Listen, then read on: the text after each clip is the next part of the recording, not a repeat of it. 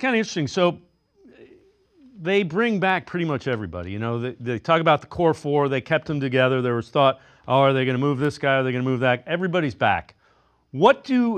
How do they improve? How do they move among the elite who have made, New York's made some moves, Celtics won a championship, Philly's made some moves. What do they need to do to move among the elite in the East?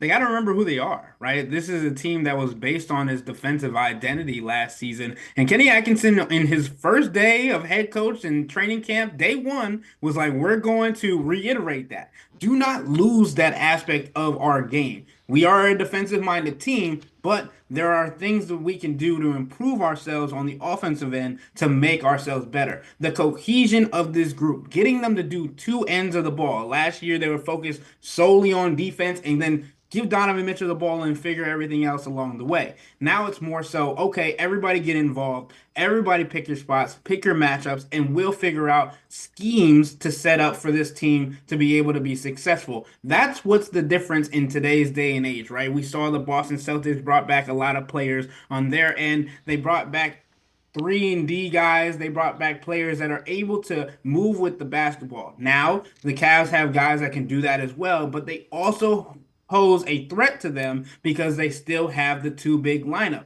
Then that makes the Celtics have to bring in different players that might not be as good for their lineup to face up with guys like Jared Allen, Evan Mobley in the post while they can still spread the floor. That's the most important thing going into this season is being able to spread Evan Mobley out a little bit more, give him opportunities with the ball in his hand, but still don't take away what he's good at, which is getting to the rim, creating with Jared Allen, and doing some two big on big actions, right? This is a team that has shown that it can play at high levels, and it is rated to be one of the top two, top three teams in the regular season for the Eastern Conference. This is a team that needs to be able to see multiple different teams early on to compete and see where they fare when it comes to the NBA and the entire Eastern Conference. Yeah, if you think about it, Mobley and Allen both move pretty well. They move their feet. They're quick for big guys.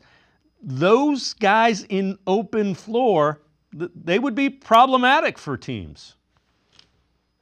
The transition is something that we mentioned earlier that is going to continue to be a big feature, right? Because, like you mentioned, if they can get out in transition and beat other bigs up the floor, or even just get open shots for guys because they're running down the floor. We saw it a lot last year. Jared Allen was one of the best big men when it came to running the floor with Donovan Mitchell, Darius Garland, and it created open opportunities for him at the rim. This year, now when you have guys spread out and going to the corners and being able to looking for their shots, it's going to be a little bit different to see how the transition game is operated and who is going to be bringing the ball up the court. It could be Evan Mobley, could be Donovan, could be Darius. This isn't a team that says, okay, you're the point guard, Darius Garland, you have to bring the ball up every time down the floor. It's whoever has the best opportunity, we want to get up the floor as quickly as possible. And they trust multiple guys with the ball in their hands. And it's not like they have to deviate from those players just because they want to set something up, ideally with one player and one player only.